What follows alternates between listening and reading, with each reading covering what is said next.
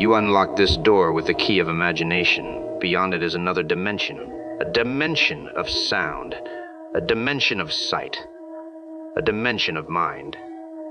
You're moving into a land of both shadow and substance, of things and ideas. You've just crossed over into the TLF, radio zone.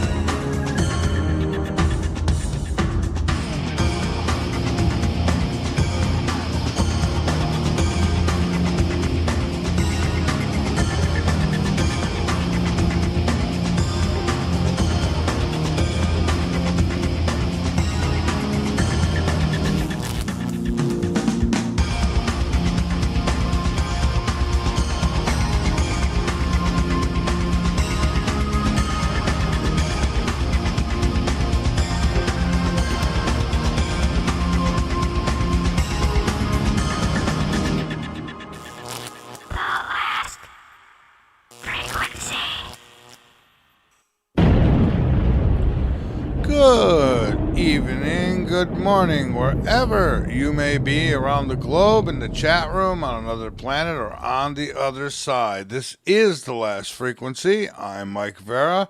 This broadcast is coming at you live from the capital city, Columbia, South Carolina, located on the east coast of the United States. The website is, well, lastfrequency.com will get you there.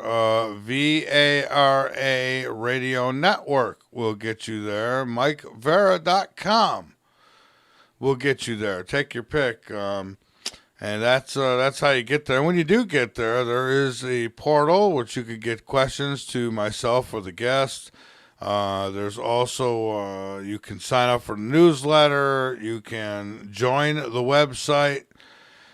Yeah, and, well, you can subscribe, you can donate, you can check things out, and, yeah, we've got the final countdown coming back to the VARA network in February, so it's going to be Peter Kling and Dr. Jason Rand, and their producer, Cece. They'll all be at it again, and I'm already getting emails of people who are looking forward to hearing Peter again, and well, so am I. He'll be with me on the 24th right here on this show. And so anyways, it is Monday night, and, well, I guess there's no football. The Bills, they screwed it up again. Yeah, they blew it again. You know, yeah, they got a lot of injuries on defense. Yeah, but there's always something. Always something.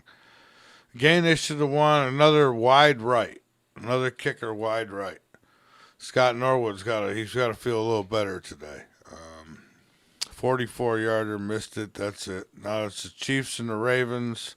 And I don't even think I'm going to watch it. I mean, I've so lost my interest. I know it was bad calls by the officials, but I'm not going to get into that either. I mean, the bottom line is, they were a good enough team. They should have won. They should have won outright. Shouldn't have come down to a field goal. Shouldn't have, just like in the Super Bowl with the Giants that year. It shouldn't have came down to that. Shouldn't have came down to a field goal. They were blowing teams out that year. Well, you're not in the Super Bowl though. Anyways, nor here nor there. It's, in my opinion, a lot of it's these officials are paid to fix things, and that's why Vegas gets it right so much, but in any case. So I've got a good guest joining me here tonight as I'm trying to pull up information. Yeah, Marilynn Hughes is joining me.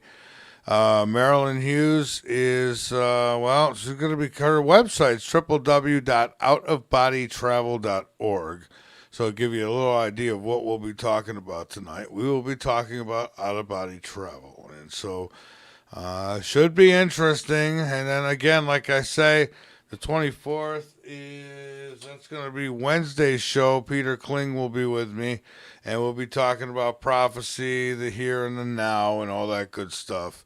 And so shows are going to be over on Rumble probably after tonight. That's where you're gonna find me, over on Rumble, and I'm gonna be loading shows over on YouTube, but I'm not gonna be live there because it's gonna be uncensored, and they can't handle that over there on YouTube. The YouTube gods can't handle it, and I don't want to mess up the channel, so I'm just gonna do it a different way.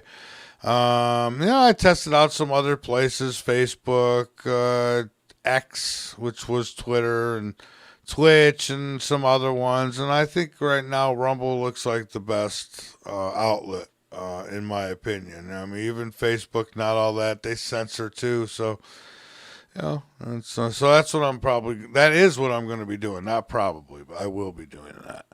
So before we go too far, and before I tell you too much about the guest, I should probably get into a little bit of news and whatever. I used to say news and discovery.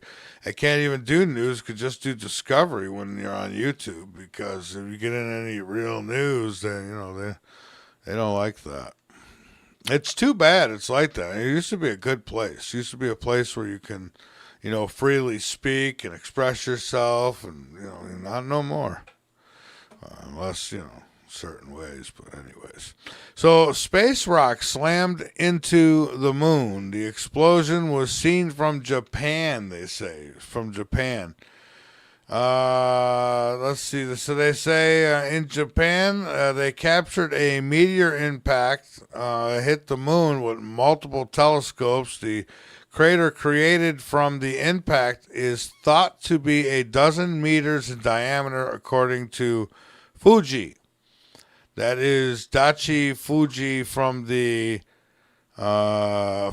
city museum there in Japan. So they were able to catch it with several telescopes. So the moon took an impact. See, it takes one for the team, the moon, often, I think. If it wasn't there, it's probably, it protects us sometimes. Look at all the craters on that sucker. India is starting to split in two. That's right, splitting in two, India. A new study discovers that India is changing drastically under the Earth's surface, as a new study has revealed that the Indian continental plate could be splitting in two. I got a good friend, Uday out there. He's a good friend of mine. He's from India. And, he tells me about, how things are in India. I say, hey, when someone comes into the store there and starts acting a fool, what happens in India? He says, they get stick and they beat them in the back with stick. He says, they never do again. How nice.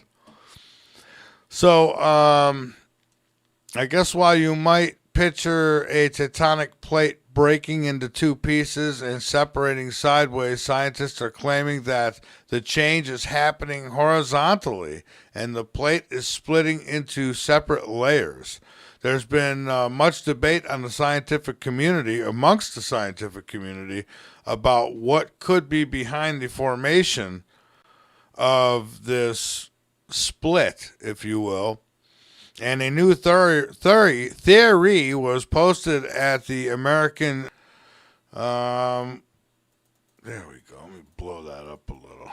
Yeah, my eyes are getting just a little older these days.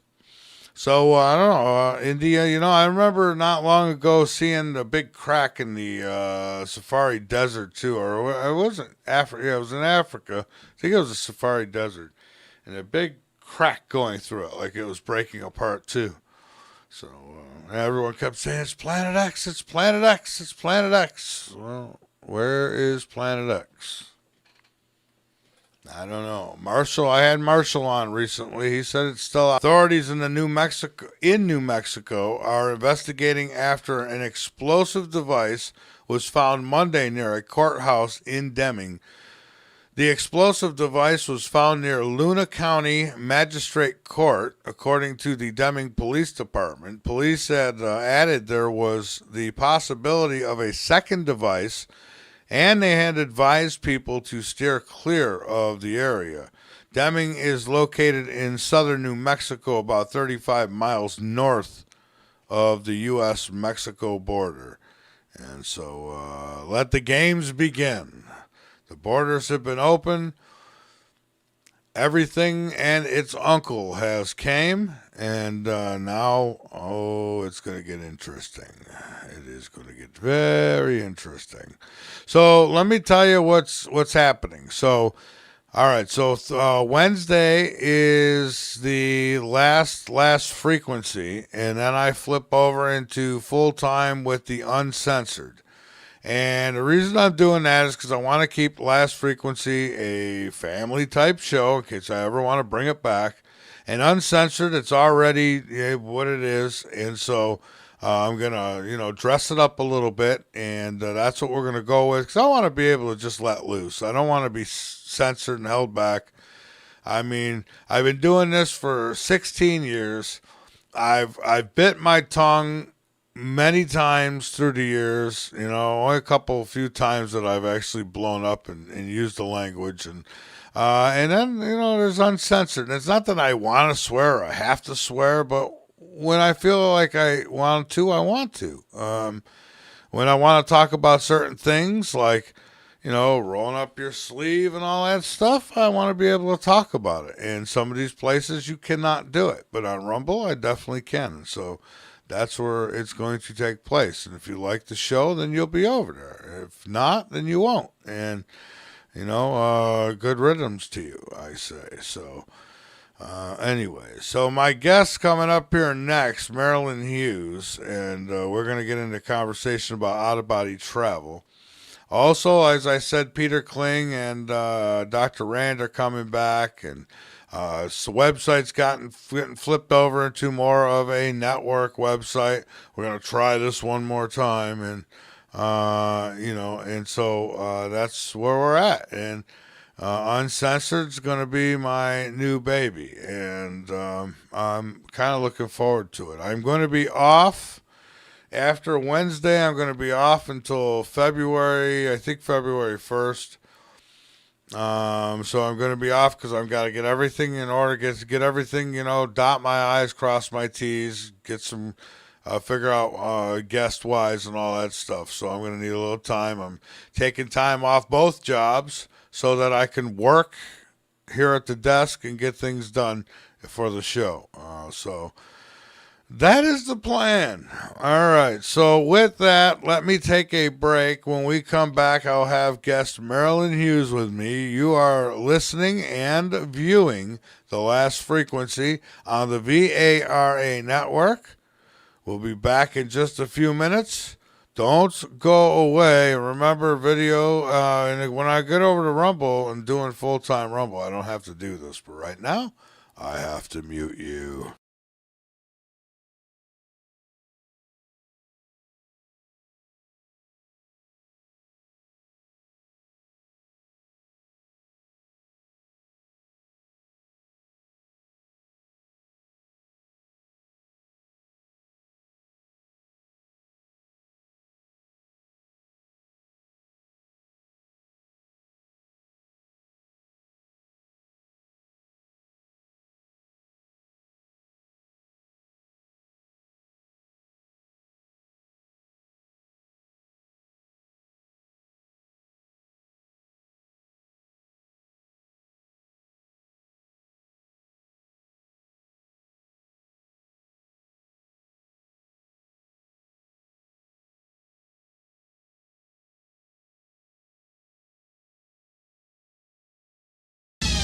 Stand by, Carolinas.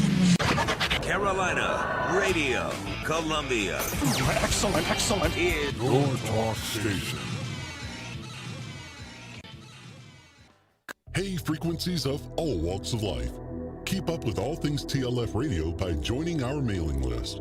Go to the bottom of the homepage and fill in the form. You'll get everything from guest info and show info and other important station-related information. So sign up now.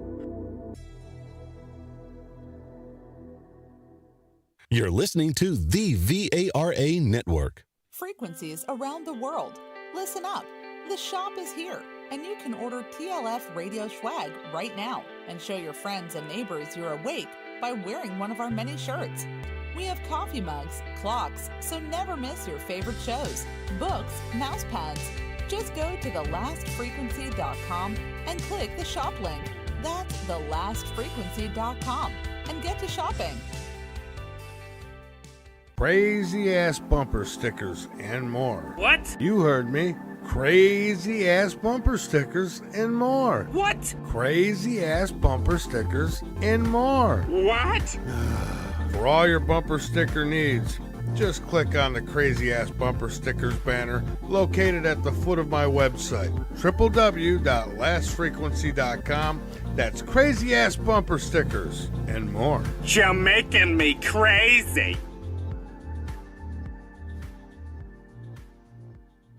Hey, Walmart shoppers, how about you spend your money in a useful manner? Try a Last Frequency subscription.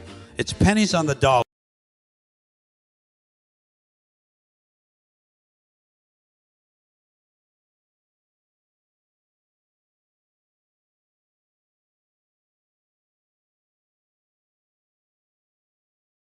I love this damn show because he's not going to take it anymore. So turn off the other crap and pull up a darn seat, will you? Tune in Monday, Wednesday, and Friday nights at 9 p.m. Eastern for 2 hours of mind-blowing radio and TV. The Last Frequency covers everything. You're listening to the wonderful Vara Network. This is the Last Frequency. You are the resistance. Do you have a thirst for knowledge and a curiosity for the unknown? If you answered yes, then you need to tune into the Last Frequency radio show with veteran talk radio host Mike Vara. The Last Frequency is a talk radio show that covers everything from UFOs, paranormal, Bigfoot, forbidden archaeology, government cover-ups, and much more. The Last Frequency is live Mondays, Wednesdays, and Fridays at 9 p.m. Eastern on lastfrequency.com. You can also watch the show on Rumble, but if you want to get the full experience and access a much wider archive of past shows, you need to become a subscriber. As a subscriber, you will be part of the resistance and support independent media. Don't miss this opportunity to join the Last Frequency community and get informed, enlightened, and entertained. Subscribe today and get ready for the ride of your life. Because when all communications go down, this just may be your last frequency.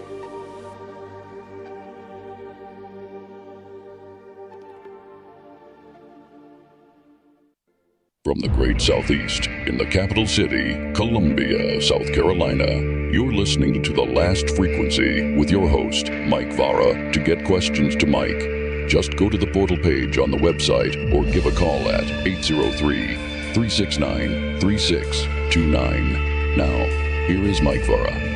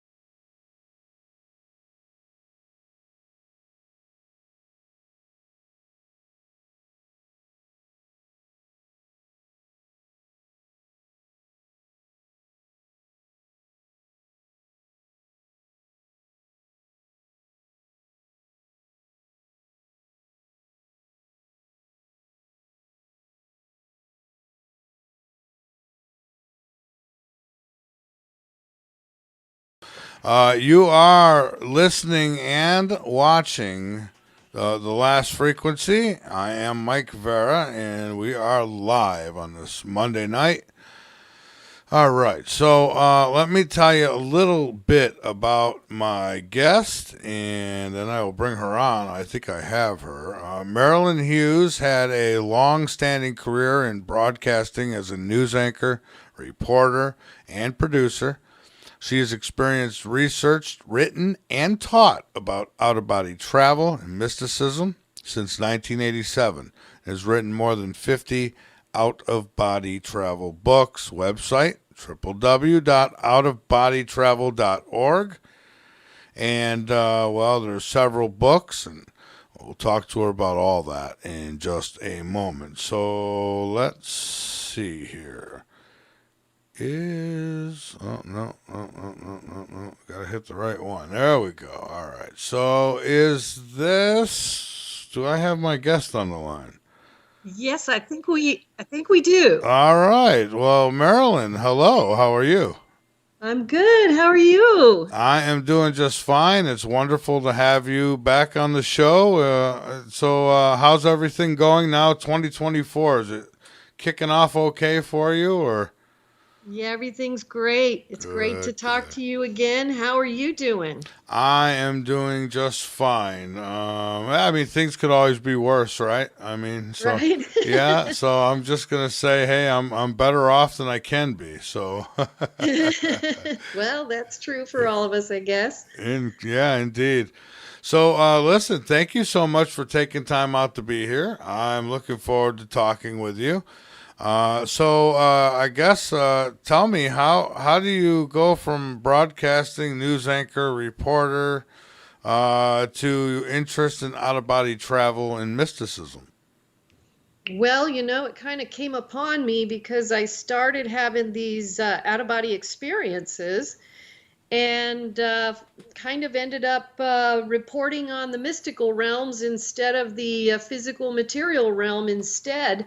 Just kind of accidentally, so kind of just took a little bit of a detour because of it. It wasn't something I anticipated or definitely planned, but it came upon me because of this thing, almost 40 years ago, where started having the out-of-body experiences, started journaling them.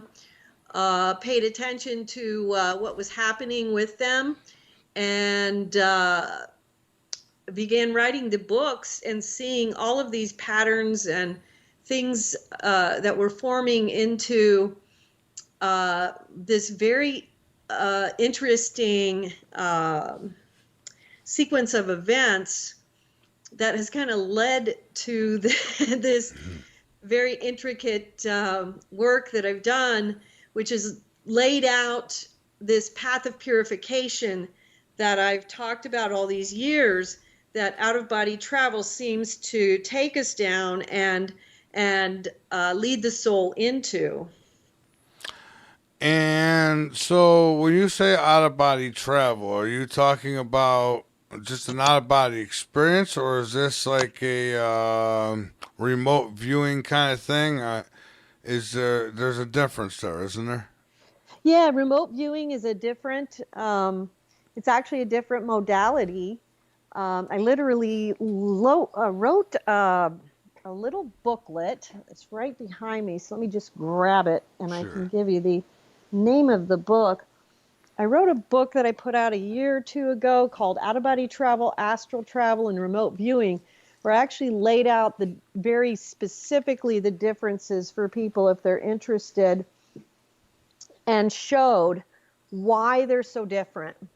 Because I did study remote viewing and became a trained remote viewer, and found that they are very, very different. And part of the reason I was so interested in doing that was because so many people do think out-of-body travel and remote viewing are the same thing. And what I discovered in studying remote viewing is that they are very, very different. Even though there is a psychic component to remote viewing, there is not the same mystical component that there is to out-of-body travel. Out-of-body travel is much more of a mystical experience that goes into traveling other spheres and realms, into higher heavenly realms, and also goes into purgatorial and hellish realms. And literally you're going into an infinite number of spheres and dimensions, whereas remote viewing is generally and most often focused on the physical world and a psychic, or ironically, it is focused much more also on some subconscious elements that you use to tap into the unconscious mind. So it's very different, actually. Yeah, so one basically is the consciousness traveling, I think, in some sense, and the other one is the soul. So the soul and the consciousness. I'm making it complicated now, but the soul and the consciousness, are they the same thing, or is there a separation there too? Sometimes it's kind of confusing, like what powers all of it. Is it the consciousness? Is that the soul? Well, consciousness and soul would be different elements of our spiritual being. Consciousness is one aspect of the soul rather than the entire thing. But I don't know that it's all that important to, delineate or take them all apart. I think sometimes we can make it too complicated, and it can be much more simplified for people. And when we make it too complicated, sometimes I think it makes it harder for people to embrace just the simplicity of the natural state of being, which is actually, our shared nature, which is that spiritual nature that we have, that we are all creatures who have, the physical, the spiritual, the mental, and the intellectual components. And yes, you can break it down into all of these different aggregates of existence. But, ironically, even in the Buddhist train of thought, one of the things that they wanted to do with the 5 mental aggregates was to break them down for the very purpose of removing all these things that attach us to these ideas, which kind of hold us to this clinging, this grasping at this identity and this idea of ourselves, which actually kind of holds us back from having the spiritual experience of life. And I think that that's what I would like to pull people away from doing as well, which helps us to remember there is a simplicity to our spiritual essence that is experienced by a lot of people in the out-of-body travel state. Because this is a state, and this is a part of our essence, the spirit and soul, which we're experiencing in that experience that we all share. It's not something that is just unique to me or to others who have had the experience. This is a universal aspect of all human life and literally all life. And it's part of our makeup. And so when we simplify it and when we recognize this is actually just simply part of how we are constructed, it makes it less foreign to people. And they realize it's accessible to them. It's not that difficult for them to reach towards. Does that make sense? It does make sense, absolutely.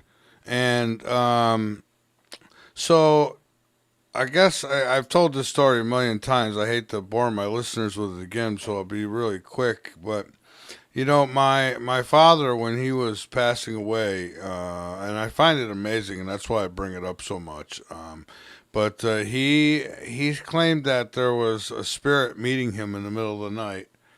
and taking him out of his body and traveling him through the hallways through the night. And he said while he was out of his body, he felt great. Now, he didn't tell this to me, but he told this to the nurses and told my my siblings. And then they passed it on to me. When I got there, I tried to get out of him who it was, but apparently he wasn't sure. He didn't know. He wasn't speaking much either. So, but so when we get out of our body, what is to stop somebody from getting in it? Well, eternal law, for one. Well, that helps. You know, I think that we have a lot of fears that we project onto these sorts of things that are actually a little bit on the irrational side, in the sense that these kinds of things of people jumping into our bodies because we are out of our bodies, it's common fear, but it's also kind of an irrational fear. And I'll just throw something out there that will help you understand why it's an irrational fear. You know, the reality is that half of our life, when we are sleeping, the majority of humankind is experiencing some level of out-of-body travel. It's just a matter of the fact that people are not having the same level of consciousness of the experiences. One of the things I've been shown over the last 38 years on this subject has been that during sleep, we are having experiences where the angels, spiritual guardians, spiritual teachers, various types of spiritual beings, and people like the person that was helping your father at the moment of his death, because this is very common because we are all given assistance at the time of death, are giving us assistance in our sleep to assist our souls to make adjustments in our energy, to make adjustments in our consciousness, to adjust our thinking, to present us with ideas on unconscious or subconscious levels, to do things that might make suggestions to us regarding our destiny, regarding relationships that might be important in our lives. This is going on from the day we're born until the day we die. And so this period of life, when we are sleeping, when we are going deep, we are having these experiences. So every soul, to some degree, has experienced out-of-body travel. It's just that every soul has memory of it to a different level. And that means there are a lot of people who have no memory of it at all. But that doesn't mean they're not experiencing it. Right. So when I go back to the comment about it being irrational, the reasoning is that the natural mechanism is that people are leaving their body almost every night for at least portions of their sleep cycles. And so just becoming conscious of the fact that that's happening doesn't change the fact that you've already been doing that most of your life. All that it's doing is making you become aware consciously of what has been transpiring unconsciously. But what makes it so important is that all of this teaching, all of this spiritual guidance, all of these things that you have not been remembering, all of a sudden can become available to your conscious mind, to your conscious experience. And these experiences are life-altering, beautiful, unbelievably just life-changing for people, just like near-death experiences can be. And these things have the capacity to truly catapult and fast forward your spiritual development in this lifetime, if the experiences and the guidance and the direction and the energy that you are receiving is utilized properly. Yeah. And that's what people don't realize about out-of-body travel. It has that capacity to truly like speed you up in a way that is life-changing. Yeah, and I've had some experiences of my own, and I'll tell you, every experience I've ever had is life-changing, whether it be with that or I've seen crafts in the sky and that kind of thing. No, I've not hung out with aliens or anything, but I have seen the crafts. And I've lived in a haunted apartment once. I mean, truly haunted. There was all kinds of crazy stuff going on in there. And I had my mother came to me once, and actually I got out of my body so I could travel with her, and she showed me what she wanted to show me, which was really strange, but it was true. I mean, it happened. I don't know what it was or where we went or any of that or how it all works. All I know is it happened, and because everything that I was told came true later. So. And I've had all these kinds of paranormal experiences. I've had out-of-body experiences, which I've had no control over. They just happened. This is, it'd been a long time. 2005 was the last time it happened. So, yeah. So, but these things, I just, I always thought that dreaming, when you're in a dream state, that's kind of like the soul says, all right, the body's sleeping. Let me get out of here for a little while. Well, that definitely does happen during some types of dreaming and lucid dreaming. And you'll see that people will have what I call spiritual dreaming, where they may have vivid dreams, where they have distinctive spiritual direction. And it's very clearly a unique dream, where it's not just a random dream with no apparent meaning, where they're definitely receiving guidance of a spiritual nature that is obviously profound. An out-of-body experience will be different from that, however, because an out-of-body experience is experientially different. You go through what's called the vibrational state.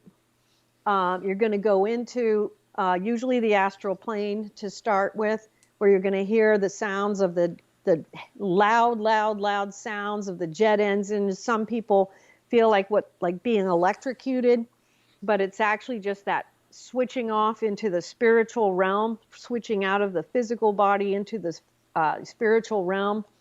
The loud sounds of the astral plane come from the fact that it's a higher vibrational realm.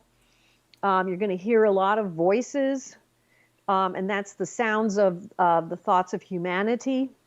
But the astral plane still is a very, very low level vibration realm in comparison to the places that you can travel. And so, you begin your training in the out-of-body experiences by doing some of the what are considered very basic things, like learning how to see and move and go through walls and windows in the astral plane and moving through the twilight, so to speak.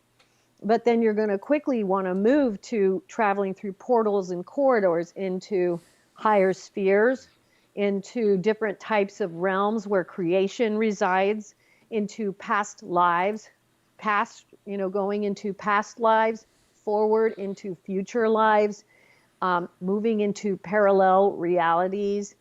And there are so many different possibilities. Eventually, you travel into all these beautiful spaces in the heavenly spheres, which involve crystal cities, crystal forests, cities of light in the heavens.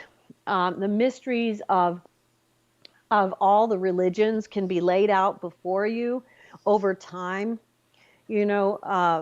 The wisdom of the prophets, saints, mystics, and sages can be revealed to you in different ways. It takes time, and it's done in little snippets, one experience at a time, one step after another.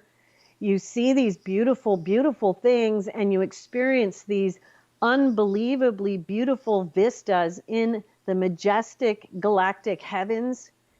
You do see, like you mentioned, the extraterrestrials, many, many different races. You experience them, Yeah, And I've seen craft in the sky, not just though it's a light in the sky, or it could be a planet, or it could be a satellite. I mean, I literally you could this an intelligent craft moving very fast through the sky. Like 1 minute it's on this side, the next minute it's on the other side of the sky. Right, And right. just nothing would be able to go that fast. It's like Superman or something up there.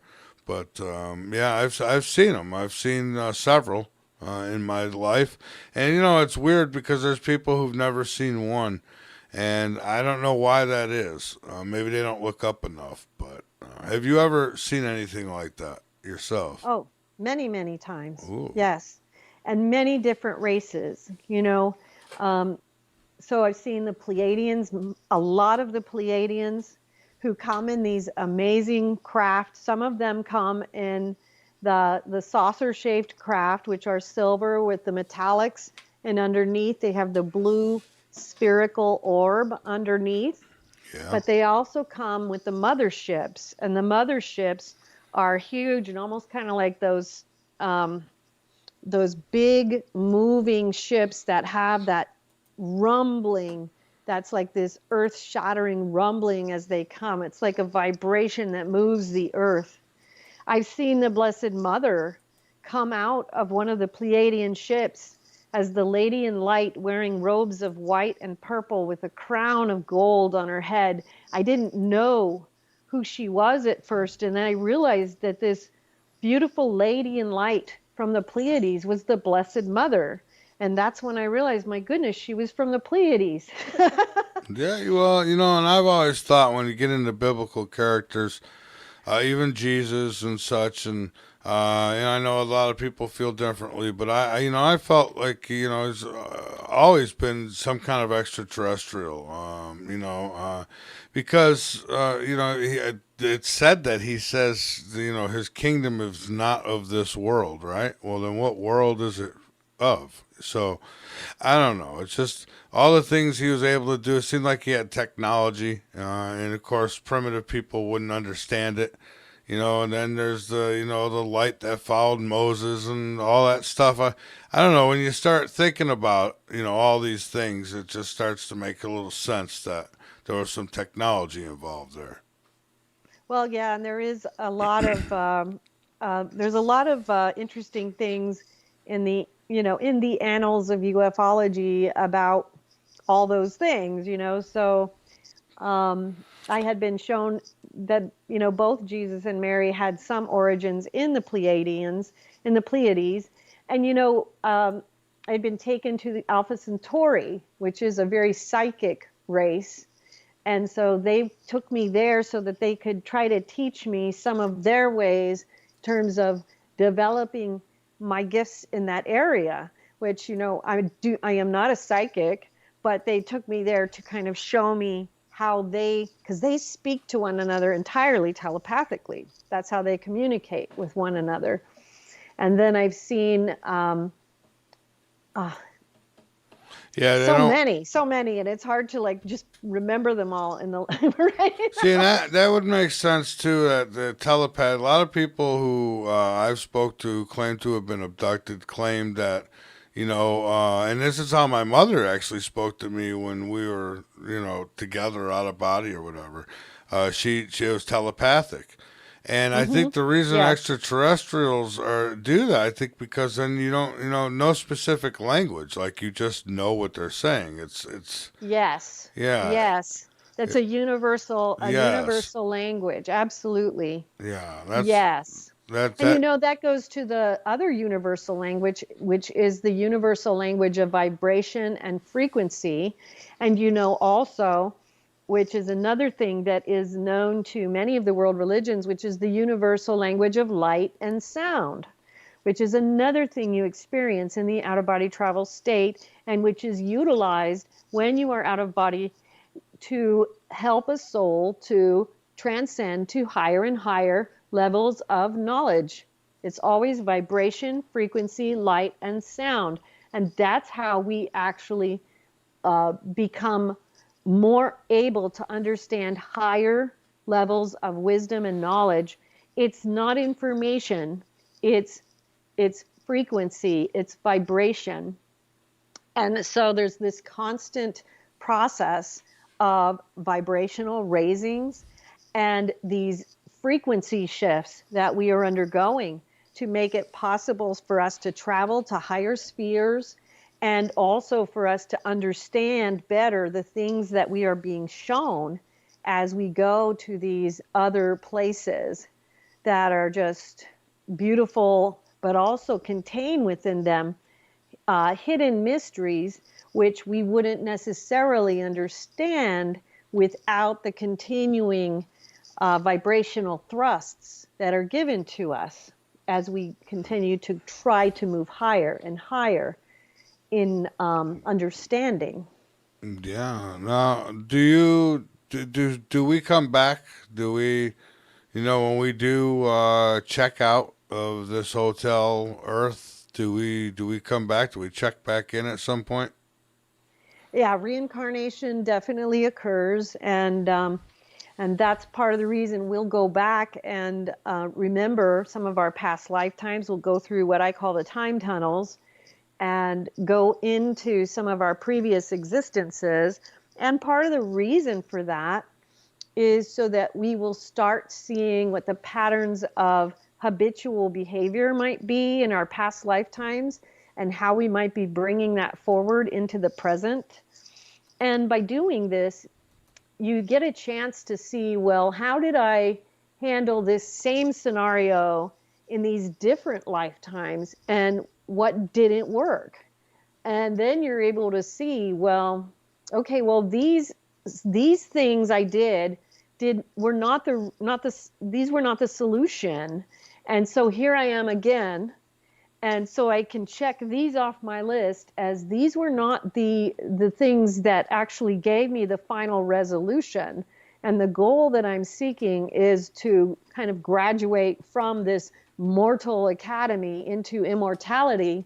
So I have to figure out what it is that I am not understanding in terms of this scenario in my life that I need to transcend into a higher understanding, into a higher thrust that will bring me to a conclusion that leads to possibly like a final incarnation here. And so, yes, we do. And part of what happens if a soul enters into the out-of-body travel, experiences as a mode for spiritual awakening, a lot of times they do start having some memories of these past lifetimes, and it's for that purpose. Okay.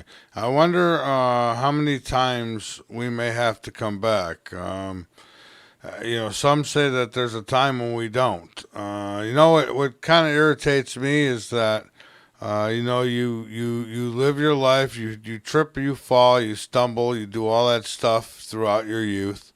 You start getting a little older, you finally get it together. You start accumulating things, whether it be credit and all these other things, right? You finally get sensible. Then you get old and you pass away. Somebody else gets all your stuff, then you come back and you got to start all over again. Well, even in that, it probably tells us something, doesn't it? Yeah. Yeah, it really does. It does. I mean, I'm okay with starting over. I've done it many times in this life anyways, but yep. Yeah, so it's probably going to have, it probably won't be the last either. So you've got books. You've got several books. You want to throw some of them out there, or anything you want to share about those books? Yeah, we could talk about, the ones I recommend for people who are just starting out would be The Mysteries of the Redemption, a treatise on out-of-body travel and mysticism. And that starts the Mysteries of the Redemption series. There's a series of books that follows that, which you can just follow along. And also Come to Wisdom's Door, How to Have an Out-of-Body Experience. And that is the starting book in the How-To series. And there's about 9 books in that series. All of the books are downloadable at the website outofbodytravel.org for free. You can go to the website, and it'll take you to a download site, which is outofbodytravel.wordpress.com, where you can download everything for free. We also have a bunch of films for you at our YouTube channel. So if you just go to the website and make sure you go to the YouTube channel, we have about 9 or 10 films on how to have out-of-body experiences and everything else, like the grand phases of the soul as well, which explains the 8 different phases of the soul development, but a bunch of others as well. The initiations into the mysteries, the rites of passage, and a whole bunch more. And also lots of seminars and classes that you can take right at the channel. So all of those are just available right there.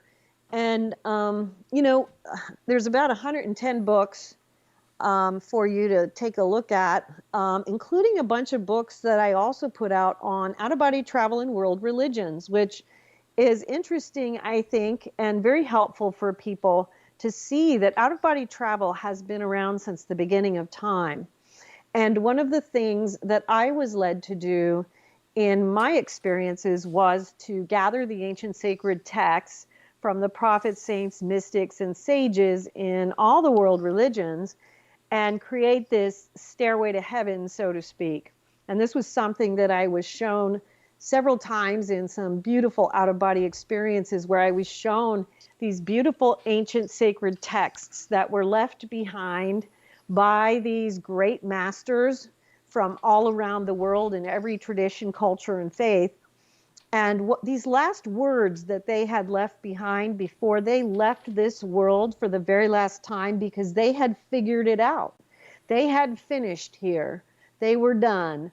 And these books became this staircase from the earth to heaven. And it's this little meandering staircase that was just going from the earth to heaven through the beautiful stars and the nebulas and the galaxies, and it was just such a sight to behold.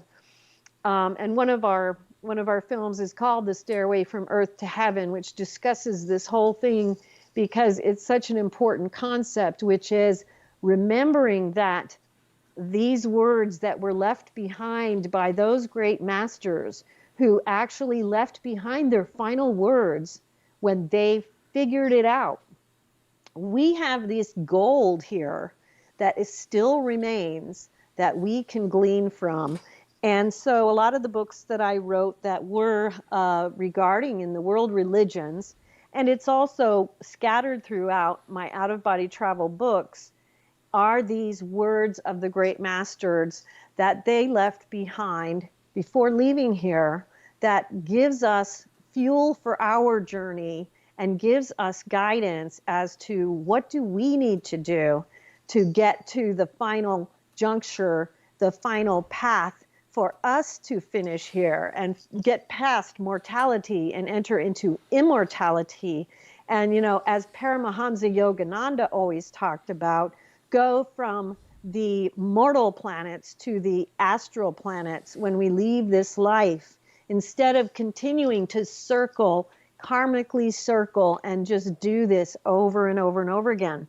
This is what out-of-body travel can give to us. It can help us to stop this karmic circling where we just kind of miss the point and miss the boat, where we can actually kind of stop ourselves in our tracks and realize, oh, this is why I was sent back to Earth, and this is why I'm here. And every single one of us is here for kind of the same reason.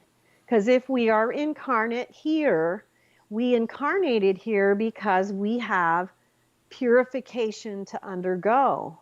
And so we already know that much. And so we start with that, and then we realize, oh, well, that's what I need to do. And then the out-of-body experience and other spiritual practices help us to undergo that purification instead of putting it off like we've been doing in our past incarnations. Yeah. And actually accelerate that process.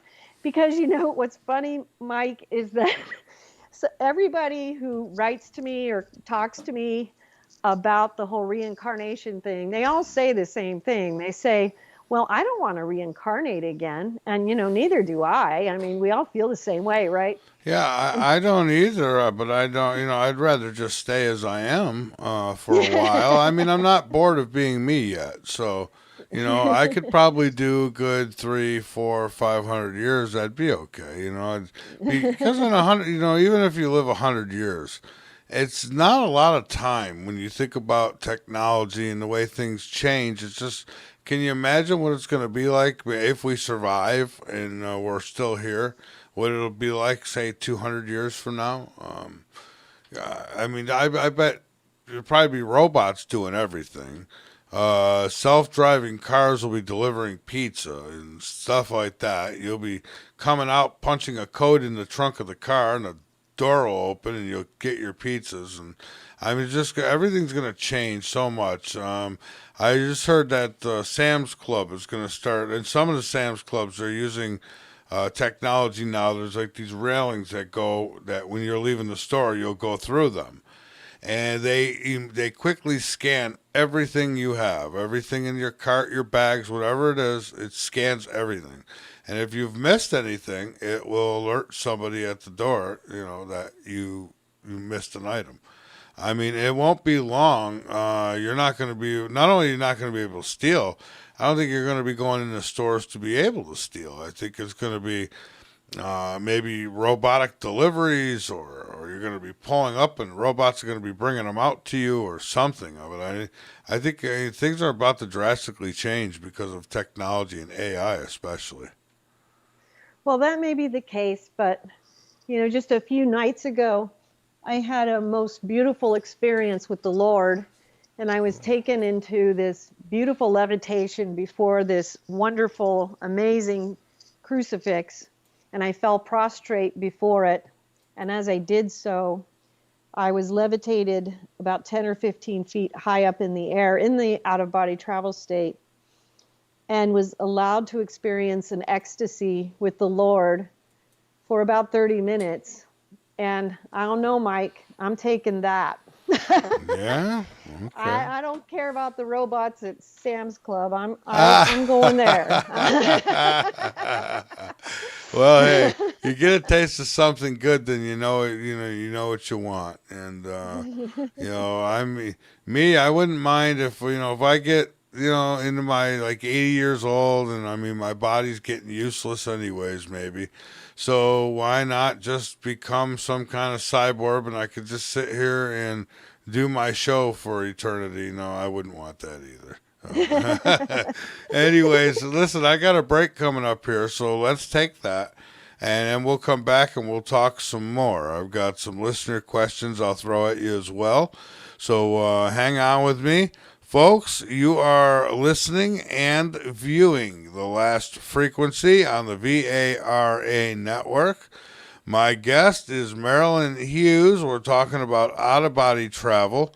If you got a question, and I know some of you do, and I've got some of them already, you may send them through the portal over on our website, which is MikeVara.com. MikeVara.com, or you can go to VARA network or radionetwork.com. VARA radionetwork.com. All right, so with that, again, Last Frequency, VARA network, and we will be right back. And I've got to mute you over there, don't forget, so don't think that something went wrong with your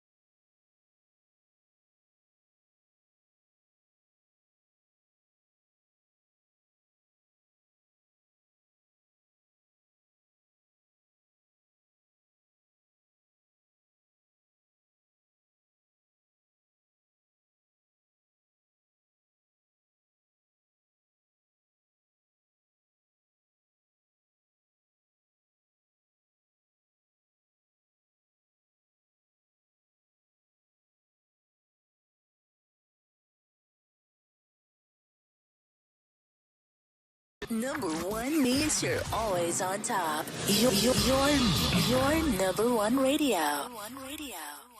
You're listening to the VARA Network. Hey, frequencies of all walks of life. Keep up with all things TLF radio by joining our mailing list. Go to the bottom of the homepage and fill in the form. You'll get everything from guest info and show info and other important station-related information. So sign up now. Crazy ass bumper stickers and more. What? You heard me. Crazy ass bumper stickers and more. What? Crazy ass bumper stickers and more. What? For all your bumper sticker needs, just click on the Crazy Ass Bumper Stickers banner located at the foot of my website, www.lastfrequency.com. That's Crazy Ass Bumper Stickers and more. You're making me crazy.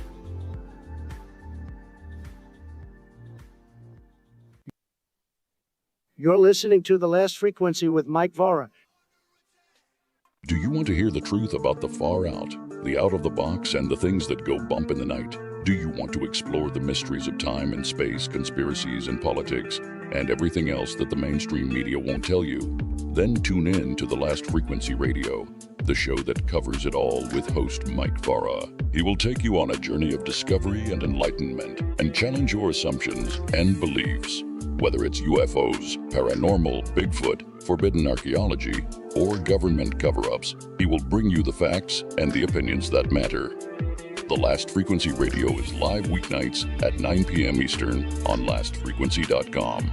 You can also listen to past shows on our website and Rumble. And don't forget to check out the shop for some cool merchandise. The Last Frequency Radio is your source for the ultimate truth.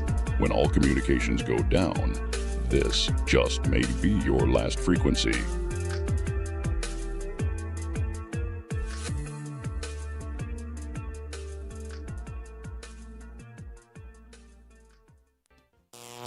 This is the last frequency. You are the resistance. From the great Southeast, in the capital city, Columbia, South Carolina, you're listening to The Last Frequency with your host, Mike Vara. To get questions to Mike, just go to the portal page on the website or give a call at 803-369-3629. Now, here is Mike Vara.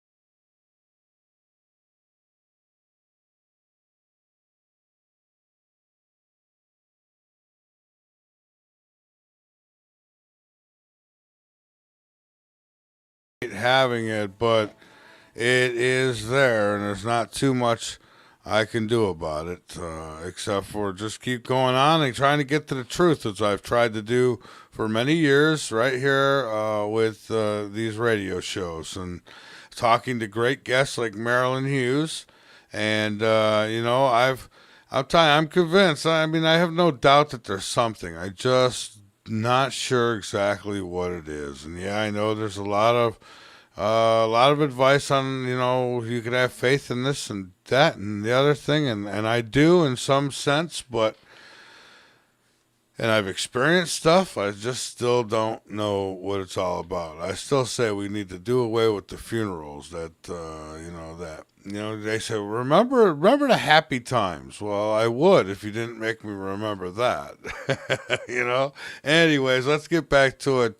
Marilynn, we are back, and I had this thing I've been saying for a long time. It's now is that I think we're past this gawking over a dead body thing, and maybe I'm wrong, but it's like if you want to remember the person, all the good times you had, and all that.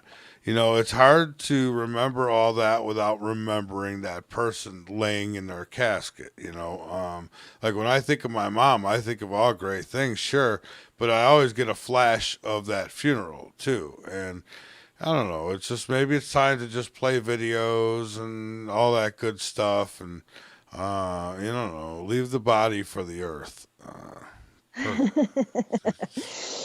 Well, I used to work for the Catholic Church, and we did a lot of funerals, so I can see why you might feel that way. But for a lot of people, the funeral is a real healing event, and so I think it's different for everybody. Yeah, I agree. And not everybody does an open casket, and not everybody does the funeral with the body present. I remember when I was a kid, my cousin died, and they did a closed casket. And I remember being happy about that when I got there. It's like, good, I don't have to stare at a dead body, and that's just kind of, as a kid, that's just how I felt. But, I've been to plenty of funerals, believe me. And I believe that, remembering them and having a memorial, I think there's a purpose for all that. It's just... when they say, just remember all the good times, it's like, okay, well, that's not a good time, and I'm going to remember it. It's just, I don't know. Just kind of me. It's where my mind goes, but, yeah. Well, and I think everybody does have a different way of processing death, and it sounds like for you, that is not it, No. But there are a lot of people who do definitely find funerals very healing. I could tell you a lot of different stories, like where the funeral was, two sides of the family who were angry at each other, and it's on the funeral that they come together and in love, and that's the big moment. So many different types of stories, and it's just different for everybody. It is. It is. Yeah, it really is. Yeah. And a lot of people do look at the funeral, and they do actually plan it as the celebration of life. And, a lot of people do funerals with cremation right now. So it's not always in that way either. Well, and it's supposed to be a celebration of the person's life. But, everybody, they wear black. They come in and they whisper. Everybody's whispering, and you hear the floor crackling a little bit here and there. And it's like, I don't know. I just think you throw some videos on, a little bit of music, and liven it up a bit, and that's the way I'd want it. I don't want let people... me tell you about one that you would love, Ben. This one woman who was a friend of mine, and her husband had passed, her husband of many, many years, probably 30 or 40 years, passed of cancer. And the priests loved this, too. They thought this was the best thing ever. She came to the funeral in all white, and this was a funeral without the body as well. I think that was cremains. She came in all white and celebrating his resurrection into heaven. She came dancing down the middle of the aisle, and it was a completely different experience. And so, that's what I mean when I say I could tell you some interesting stories about how different people celebrated these events, that were probably different than what you experienced. You know what I mean? Yeah, absolutely. It's, I go to a funeral, I don't know, I respect the person, and, and I pay my respects and all that. But at the same time, I try to crack some jokes and liven it up a little bit. And, A lot of people do. You'd yeah. be surprised how many people do. And you'll get the whispering. It's like, look at him. His father's dead and he's over there joking. It's like, I mean, it's like what they don't understand is you've had plenty of time to mourn. By the time you get to the funeral, you're just about all cried out. Uh-oh, what happened? Did something happen? I think something happened. Are you still with me? Hello, hello.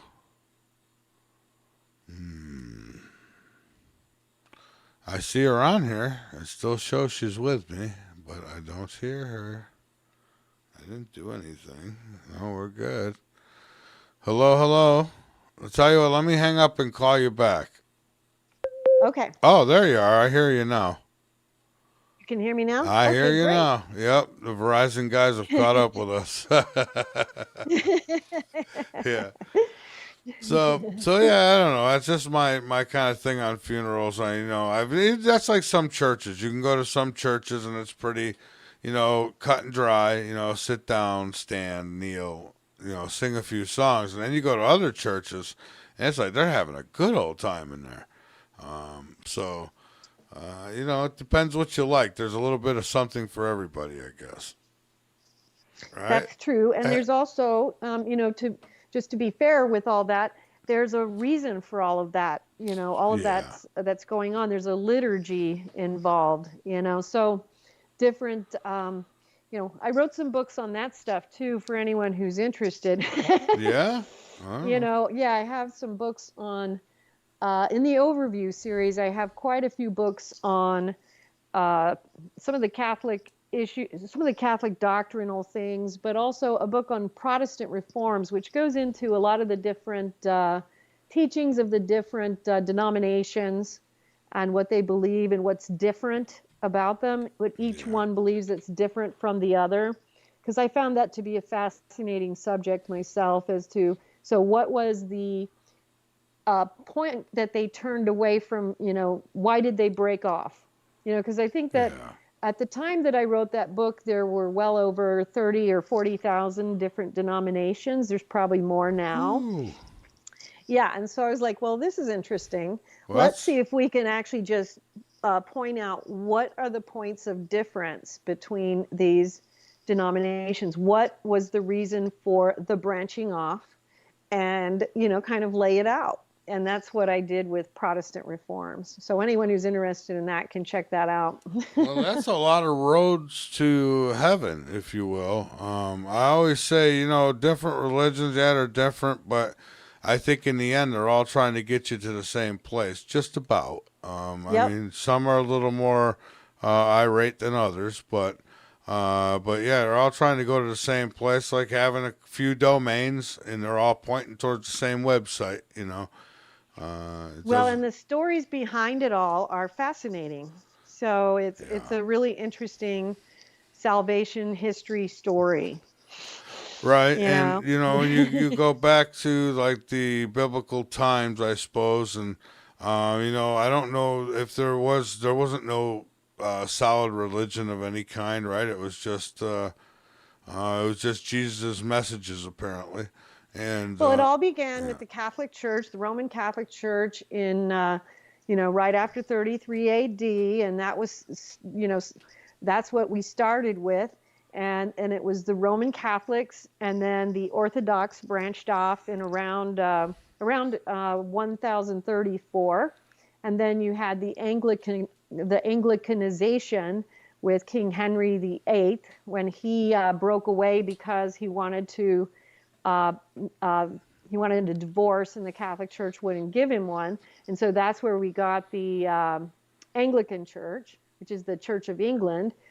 But then we really didn't have anything other than the Catholic, the Orthodox churches of the East, and then the Anglican Church until the 1500s, which was when John Calvin and Martin Luther began the Protestant Reformation. And that's when the Protestant denominations began to spring up.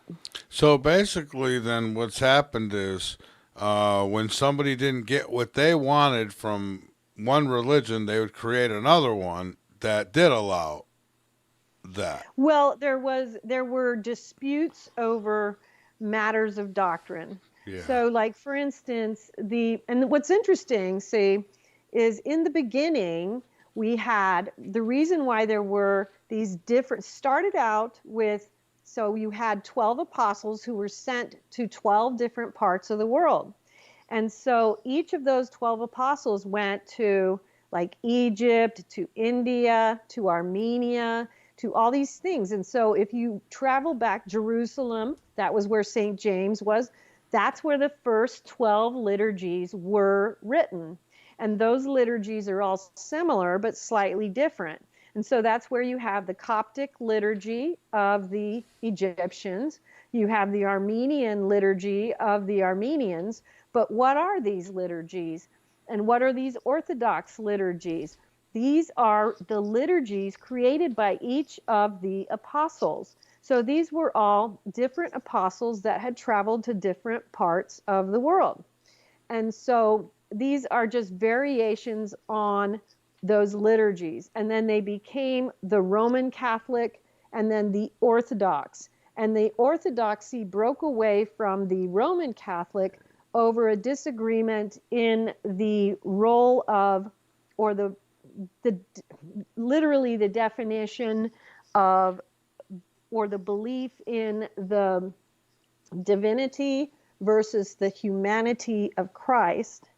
And that was somewhere around 1100 AD, 1034, somewhere around there. Mm-hmm. And then the Anglican thing was unique in that it was, Henry VIII being angry about a particular situation over divorce. But in the Protestant Reformation, John Calvin came in and did a whole bunch of his own theses, and Martin Luther had his 91 theses that he actually tacked to the door of the monastery, which were his 91 disputes against the Catholic Church. And that's where the Protestant Reformation kind of basically began. And they were, he had some legitimate disputes against the church, many of which were corrected within the next 300 years, most of which actually. But a lot of Catholics will say he wasn't always wrong. He was just kind of impatient.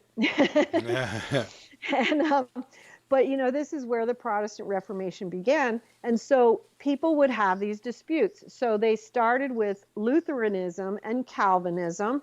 And so then when these other Protestant denominations emerged, it was because there would be then another doctrinal dispute. So someone would say, well, I don't agree with this doctrine. And so then there would be another breaking apart. And that would continue.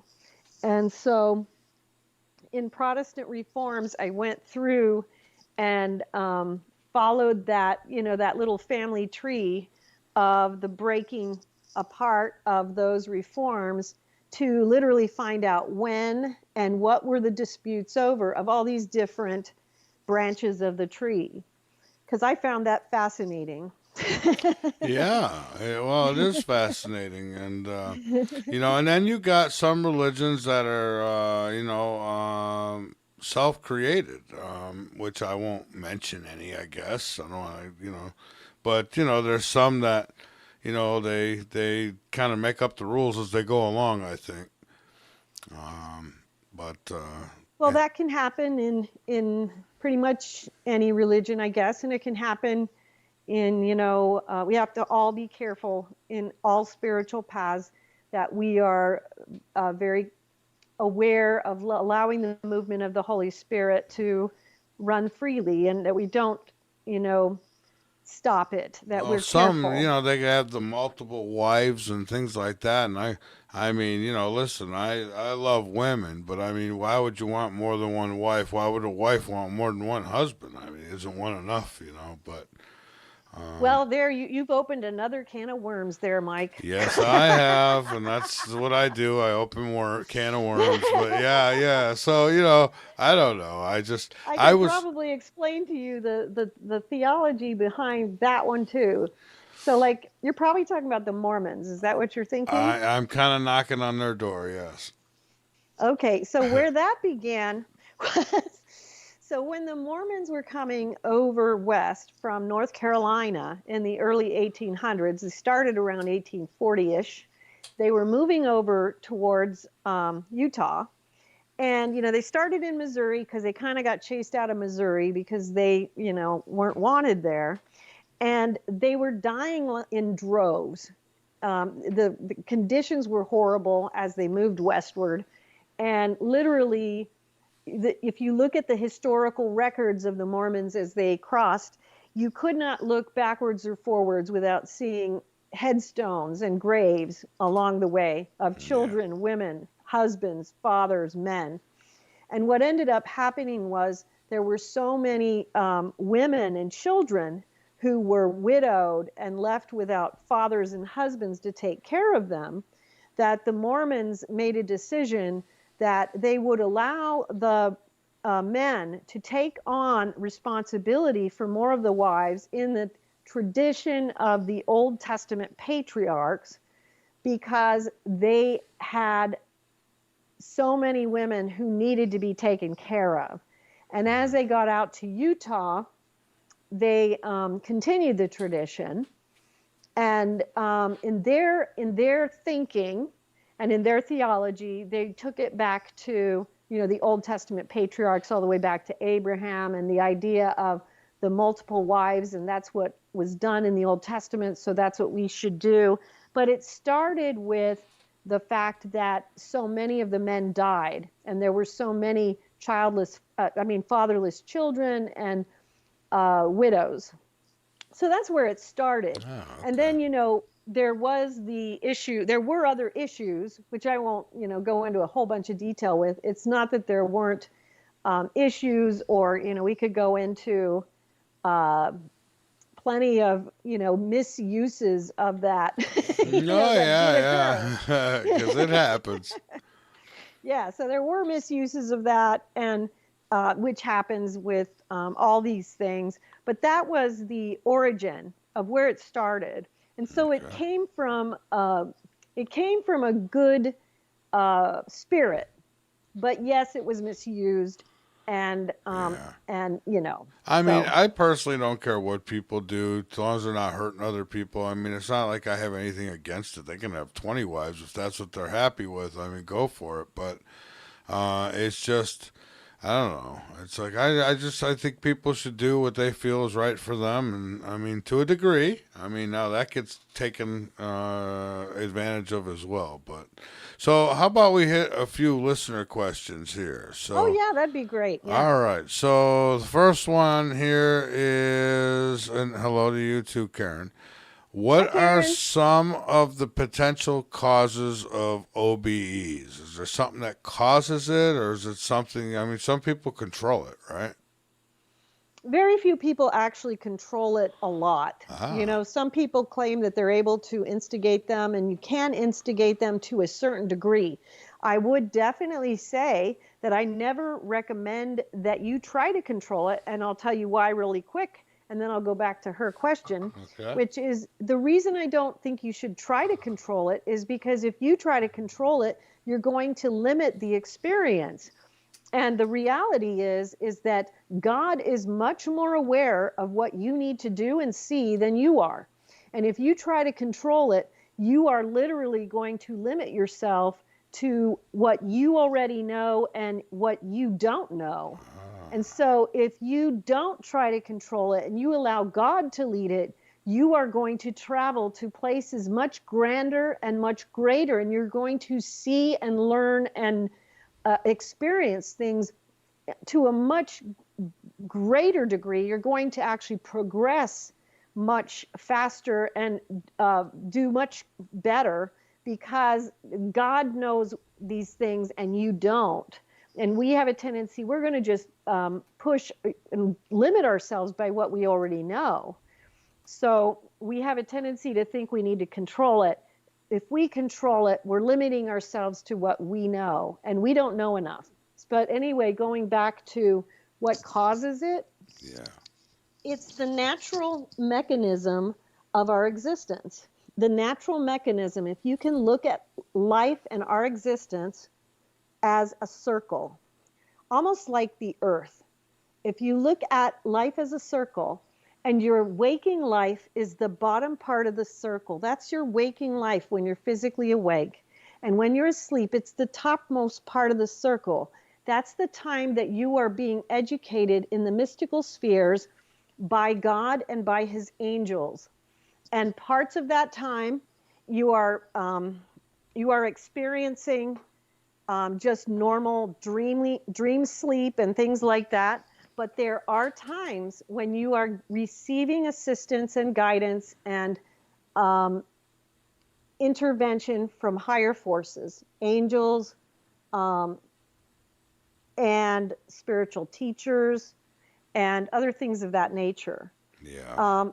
And so the cause of it is that this is the way we are made.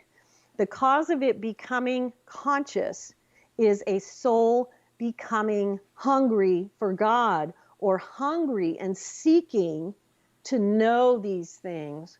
So someone who just suddenly becomes hungry and who suddenly becomes very curious and wants to find the answers, who's like, I want to know what's the truth?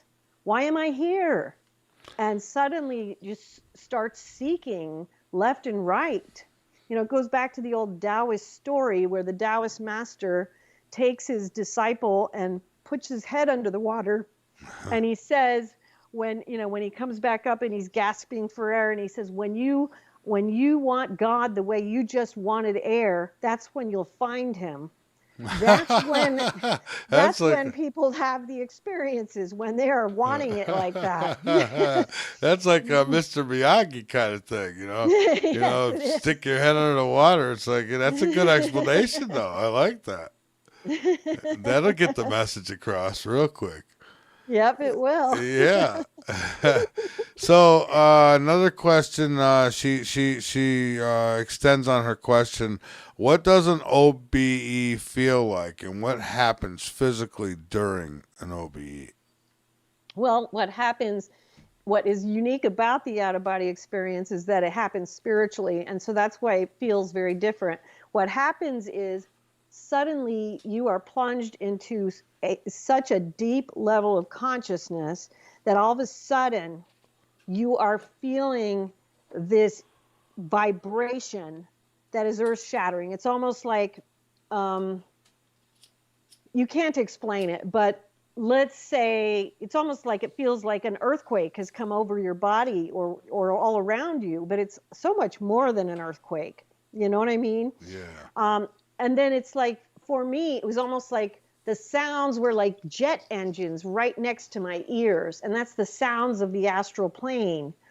And part of the reason for that is because when you detach, this is what's happening as you're detaching from the physical vibration and reattaching to the spiritual vibration, which is much higher than the physical. And so this sound of the jet engine is the vibration of that spiritual vibration. And this vibration that you're experiencing is the vibration of your spirit, which is much higher than your physical body.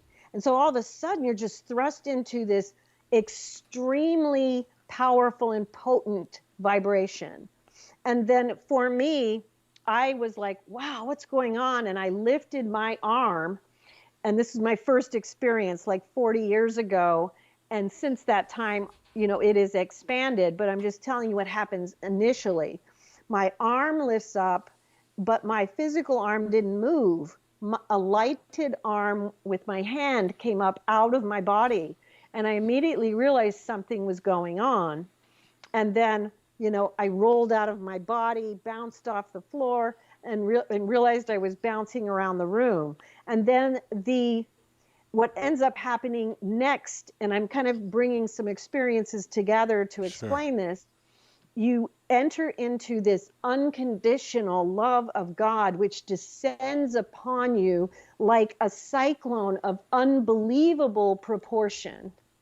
Everything you experience, everything around you, all visible creation, whether it's the lamp next to you, whether it's the window in your room, exudes the love of God. You are filled with love. You are surrounded by love.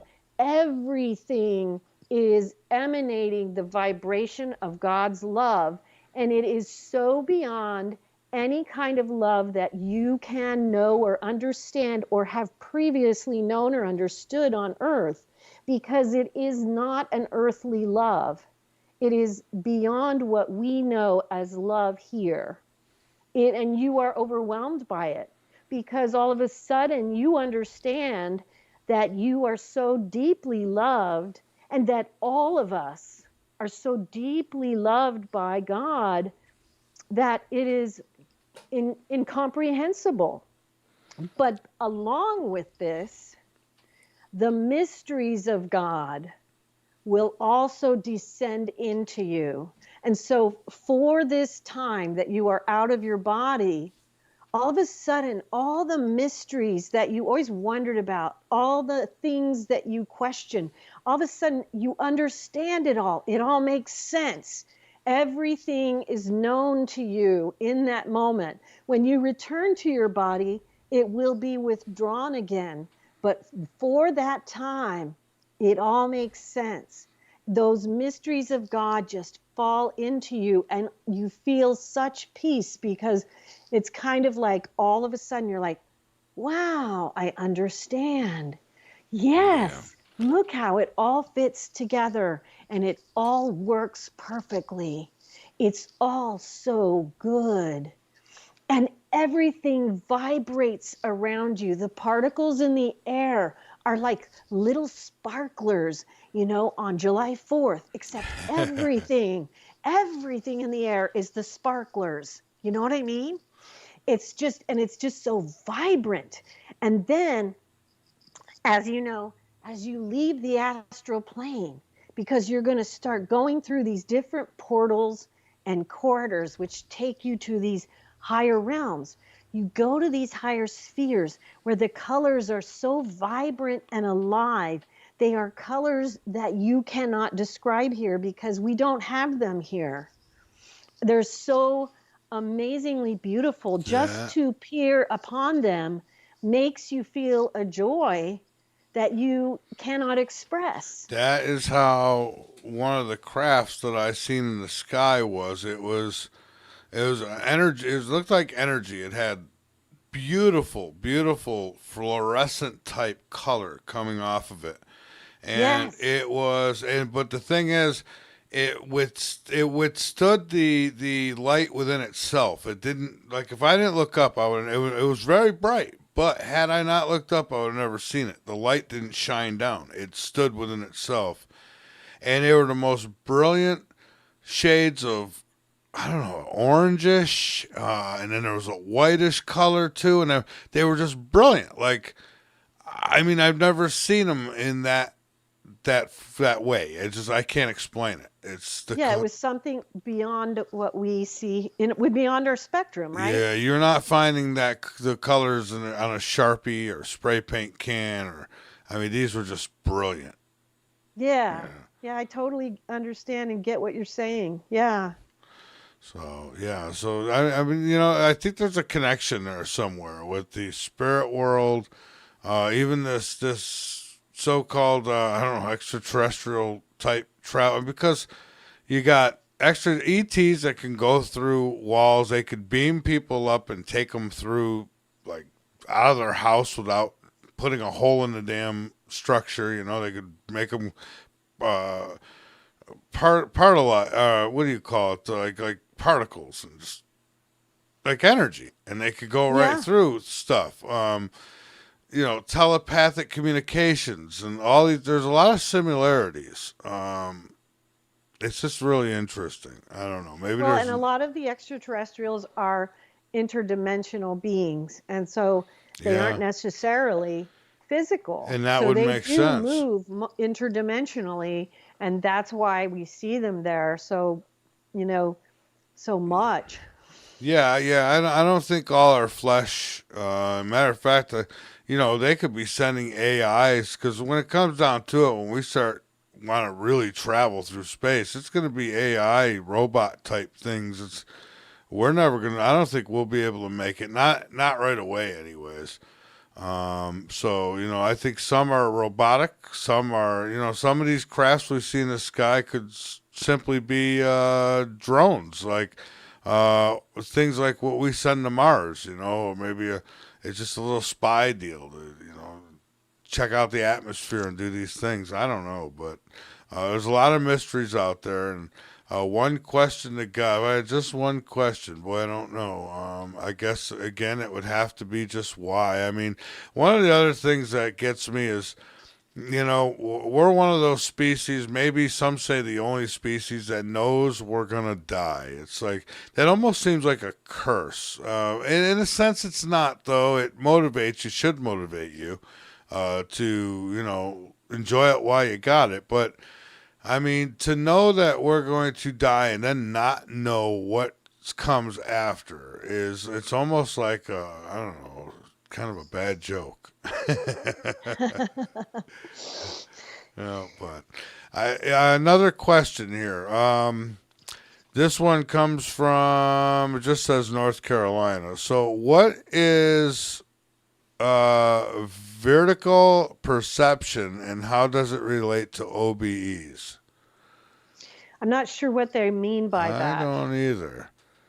It's VERIDICAL, vertical perception. I don't know what that means either, but sorry, can't help you on that one. But, sorry about that. Yeah, so here's another one. What are some of the benefits and risks of participating in astral projection? Well, the benefits are that you can accelerate your spiritual path, and, you know, that you become able to instantaneously, you know, change your path. And this is how. It's hard to like really make people understand this. Yeah, so when I talk about things being vibration and frequency, these things are energetic. And what we go into now is like becoming energetically aware of things. And how does this become so important? Well, what happens is, as we go through these experiences, you know, we're being taken into all these beautiful things, cities of light, you know, these beautiful cities of light, crystal cities, these wonderful cities that literally open up to the sky. They have no ceilings in the galactic heavens. They're gorgeous. They're beautiful. We have these beautiful things where we are taken into the mysteries, the initiations, the rites of passage, where we're shown all the infinite mysteries of, ironically, all of what these ancient sacred texts speak about, the mysteries of the religions, the things that were taught to the prophets that we don't really know what they're talking about, but these things reside in the heavens, and we get taken into these mysteries. We are shown these things, and every one of these things has an energetic element. These energetic elements raise up our vibration. And then as we're doing these things, we are being shown things from our own energetic construct and our own energetic past. So we go into our past lives. We see energetic patterns from our habitual past. And then what happens is our spiritual teachers or our guides, our angels, will take us and show us something about our character or something that we are doing, and we're taken into it energetically. And so we are not only shown it, but we are taken into the energy of it so that we experience it and feel it on a deep energetic level, so that we come back and we know it. And so we know it in a way like almost like a near-death experiencer would know it after a life review. And what does that do? Rather than us spending 20 years playing around with this habit, we come back from that energetic experience and we can accelerate our overcoming of these flaws within ourselves by, you know, literally years or decades, because of the fact that we know it. We understand it on a deeper level, and we are being shown how we can overturn it and alter it in our life and move on to the next thing. Yeah. So we stop wasting a lot of time. Does that make sense? Oh, yeah. Well, it makes sense to me. It's just hopefully it makes sense to the individual asking the question. I think it does, because it does to me. So here is another one. This is Roger. How can one induce an OBE intentionally, and what are some of the techniques involved? Now, I could have swore you just advised against that, didn't you? Well, this is a good question. Okay. There are ways to, if you want to have the experience and you want to be open to it, there are ways that you can prepare to have the experience to make yourself more conscious of it and more likely to become conscious of it, become more likely to have a fully conscious out-of-body experience. And we actually have a film on it called How to Have an Out-of-Body Experience at the YouTube channel. I have Come to Wisdom's Door, How to Have an Out-of-Body Experience, which gives you a whole bunch of stuff to get started, and a whole series of books on the how-to section on the website at outofbodytravel.org. And again, you can download all those books for free. The thing you want to do is, just the overview of it. It's going to be some basic practices that start with practicing silence, meditation, prayer, and spiritual reading. And you're doing a little bit of these daily. And the books and the films will lay these out in more detail. One of the things that I like to point out is that when you're beginning the practices, you really want to try to create periods of time where you can meditate for blocks of 3 hours at a time or more. A lot of people are not aware of how much time you need to take, because in order to bring yourself down to the level of consciousness that you need to go, where you might achieve the vibrational state, you have to give it time. It's not going to happen in a 15-minute meditation or even an hour. In the beginning, you have to be willing to put in some deep meditation and for longer periods of time. And so, again, it's silence. You got to turn all that stuff off. Yeah. And then, the meditation, prayer, and spiritual reading. You've got to have some good stuff coming in every day that's of a spiritual nature to counterbalance all of this, mass, I call it the mass retain, which is just this worldly stuff that people have, just flying into their brains and their minds every day that kind of blocks out the spiritual. All right. And this one is, I'm taking this one out of our YouTube chat. Tom says, I have a question. Does weed and alcohol stunt your spiritual state? I'm assuming that's a serious question. So. Yeah, it actually does. And so I'm glad you asked. It absolutely does. And so I would recommend that you try to remove that. Yeah, okay. Yeah, somebody had told me, it's a dream expert, that if you're someone who smokes marijuana on a regular basis, that it will block your dreaming, and if you had actually got off of it for, say, a week or two, your dream state would go like crazy. Like you'd have all kinds of dreams that would just start pouring in. I don't know. That's what they say. Yeah, and alcohol is a real hindrance as well. well. Yeah, that's a bad one, especially if someone abuses it. Alcohol does all kinds of things to the body. Yeah.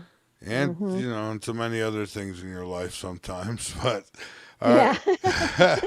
what are some of the scientific explanations and theories for OBEs? I suppose it's probably swamp gas, right? That's a good one.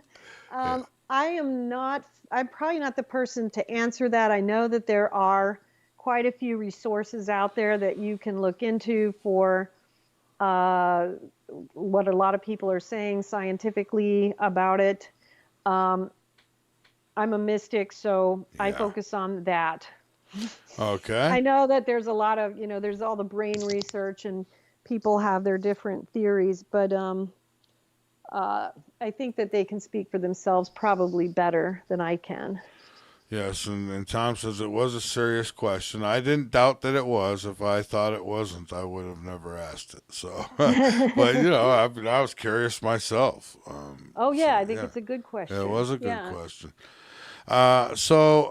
Who is more likely to have these OBEs, and how common are they? Asks Chris. Well, that's a really good question too, because I think that kind of puts it out there to just point out that I don't know that there really is somebody who's more likely to have an out-of-body experience, and I don't think there's a type. The only thing that I think that I see is that it's the person who really is eager to know God or eager to know the truth. The people who really start wanting to know God and they start, focusing on meditation and prayer and spiritual reading. I was told when I wrote my books that people who read The Mysteries of the Redemption and Come to Wisdom's Door, that they would start having spontaneous experiences. And I've seen that that's the case. A lot of people report that. I hear from a lot of people who have spontaneous experiences, even from watching some of our films and videos. So, feel free to try that. But definitely, I don't think there is just a particular type. I hear from so many different types of people, and the only criteria I would say is hunger. Yeah. That's what I see is the common element. You know what I mean? Right. Somebody who just wants to know God, and that's what you see in the ancient sacred texts too. If you really look into the ancient sacred texts and the writers of those from all traditions around the world, they are so different and so diverse, but they all had that hunger to know the truth, Yeah, and I have that too, and everything I do with my free time has to do with just about everything. Has to do, like, if I watch something on TV or whatever, it's going to be a documentary educating me on something, or it's always going to be something like that. Maybe testimonials on extraterrestrial UFO stuff, or that's the kind of stuff that I engage in. Once in a while I treat myself to a movie, but I really don't do movies much. I could be a boring person, I guess. I'm really indulged in my work. I really want to know the truth to these things that I cover on this show. That's why I cover them. I've had experiences, but just, so has other people's. And we've all had, in some cases, different experiences. And so, maybe there's many truths to a lot of this.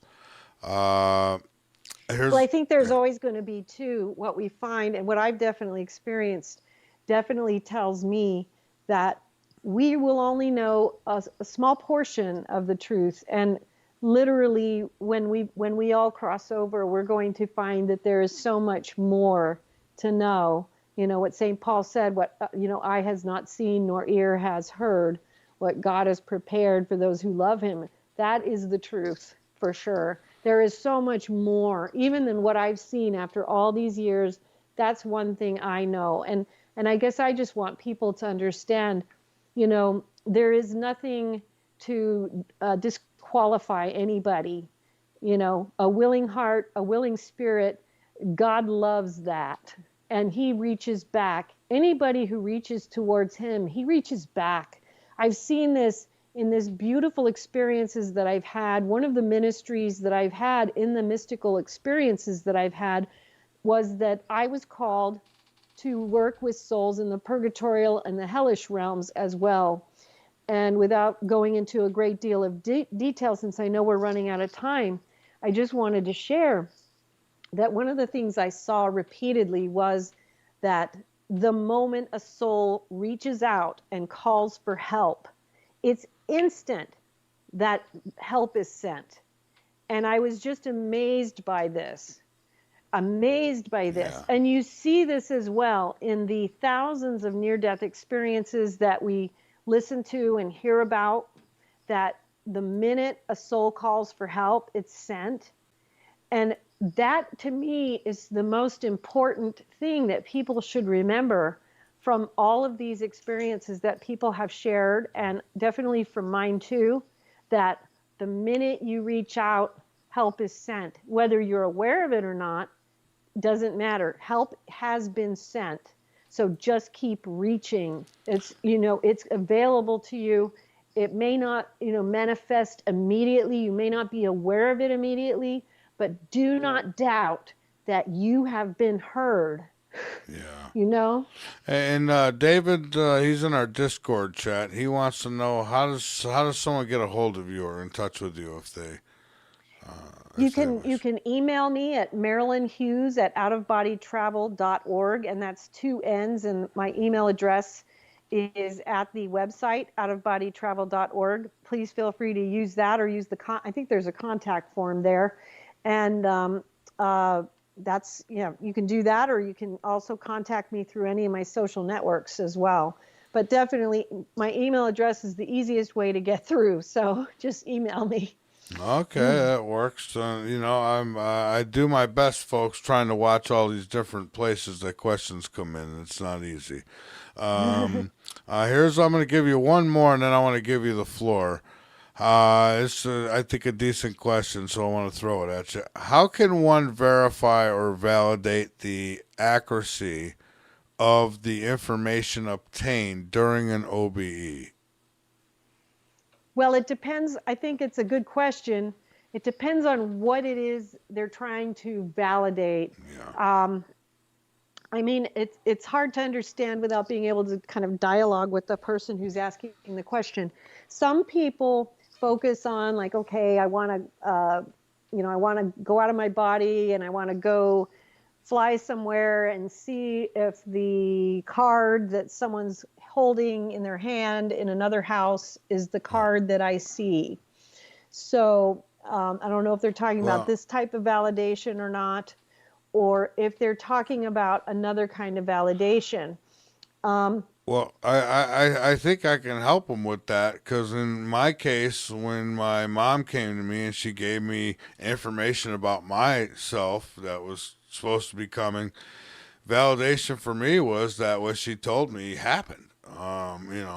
Right. Just, I'm not going to get into everything, but there was just little things like, people that came back into my life, moving situations. She told me about this stuff and it happened. So that was my validation. And on top of that, I went to a party, a birthday party at my sister's one night after that, and I flipped open a picture book that's normally not out. It was just sitting on a table. And bam, there was my mother, dressed exactly the same way, looked exactly the same way as when she came to me. And I had never seen the picture before. So, just little things like that, there's your validation. I think there's a simple validation that people can use. Christ used to say, by their fruits you shall know them. And I think that's a very simple way that you can validate your experience as to whether or not the experience is bearing fruit for you. You know what I mean? Yes, I do. All right. And so, Marilynn, I want to first thank you so much for being my guest tonight. And it's been really fun talking with you, and educational as well. And I'd like to give you the floor to get out anything else that you'd like. Whatever it might be, websites, books, appearances, shows, whatever you got, go right ahead, and thank you so much for being here tonight. Oh, thank you. Thank you. It's been great talking to you again, Mike. Always nice to talk with you. Yes, likewise. So our website's outofbodytravel.org, and the other Out of Body Travel Foundation website we now have is outofbodytravel.org. www.wordpress.com. We have all of our downloads, our free downloads are there. And we also have a free course of study that takes you through a whole bunch of really fun things there. Also, make sure you check out our YouTube channel because you can watch all those things I told you about. We have tons of books. You start with the Mysteries of the Redemption, Come to Wisdom's Door. The most recent series that I finished was the 4-volume Redemption series. We're also working on screenplays. The Mysteries of the Redemption is being worked into a potential television series. So we'll keep working on that. We'll keep you posted. Let's see, what else should we talk about here? I think that's about it. A lot of it's on the website. You know, if you have any questions, email me and I'll hook you up. We do spiritual counseling. If you're interested in doing one-on-one counseling, I'm available for that too. So you can check that out on the website. Okay, well, Marilynn Hughes, thank you again. It's always a pleasure talking with you, and I hope we can do this again in the near future. Keep up the great work. Thank you. Thank you, Mike. All right, have a good one. You too. All right, bye-bye. All right, there she goes. Marilynn Hughes. Again, website, go check her out, www.outofbodytravel.org. And I'll get some of this up on the website. I'm still working on the website, so there's some changes happening there. We're going to get to them and get it finished here soon. This week, I'm going to have some days off and I'll be able to actually get things tied up the way they're supposed to be. You know, I've had this taped to my desk for some time now. I can't exactly see what it says on there right now, but there's this little sliver of gold this woman, Cheryl, who was in Michigan, sent to me a long time ago, a few years back, in an envelope. A little piece of gold, and she gave me a silver coin, too. Still have it here. For some reason, I don't know. I've always had it. I thought maybe, gold, Anunnaki will come for it or something, right? So I've always had it here on the desk. But Cheryl, I don't know where you are these days if you're still listening, but I still have it. And I have a bad feeling about our crazy ass bumper sticker sponsor. I do believe she has, I believe she's out of commission. I'm just going to say that. I don't know exactly if it's the severe out of commission or the going to be severe out of commission, but the site's down. She's not answering. Look, she, through the years, has been I remember one time she made me mad and I dropped an F-bomb on her and and she came right back the next night, didn't deter, didn't stop her from listening, came right back the next night, and she would be critical of certain things if she heard certain things, or certain music and stuff, and she didn't care, she'd let me know, but she was a damn good sponsor of the show, I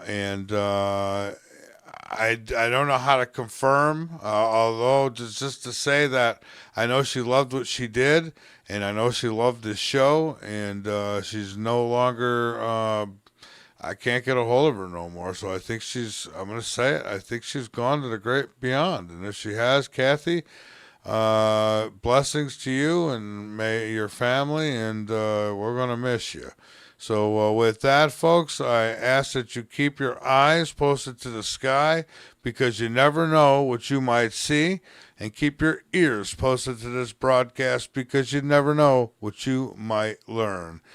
So one more here coming up on Wednesday with Peter Kling, and then it goes to Uncensored. So, folks, have a great night, and really keep your eyes posted to the sky. I'm Art Bell, and you're listening to The Last Frequency. Indeed.